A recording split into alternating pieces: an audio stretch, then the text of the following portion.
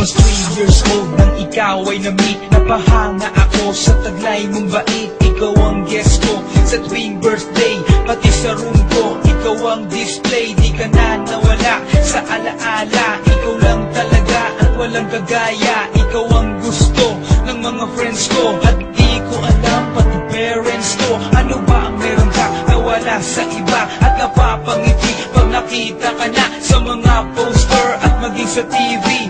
Inaabangan ng iyong movie. Bata pa ako noon nang maramdaman ko to. Ayoko ng iba, ikaw ang gusto ko. At sa aaminin ko, maniwala ka, mas gusto kita kaysa kay Darna.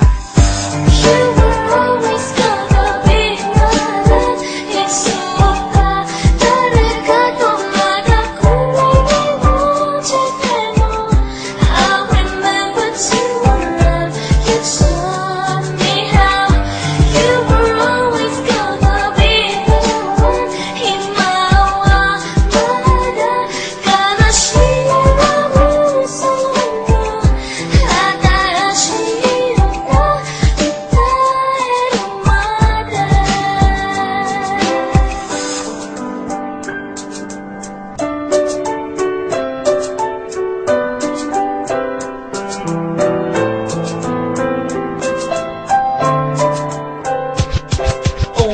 Oh why, bakit ganito? Gusto ko ikaw lang nasa tabi ko. Mga poster mo at mga magazine, sa buhay ko hindi kita kayang alisin. So pati sa cellphone at mga gamit, ikaw ang nakalagay sa aking bedsheet. Ako ay nalungkot nang ika'y nawala. Ano ba ang mali na aking nagawa? Pakiusap naman kahit nasa dali, para lang mapawi ang mga pinhali. At muling umiti at di na umiyak. Magpakita ka lang, gusto kong matiyak na buhay ka pa rin at ika'y malakas. Gumawa ka ulit ng mga palabas, at kapag bumalik, hingiti ng pusa. At hindi ako magmamahal ng pusa. You were always gonna be mine. 익숙한 다르가도 마다고 언제나 I remember to love you taught me how. You were always gonna be the one. 희망마다 가나시라고 소원도 아다시였다.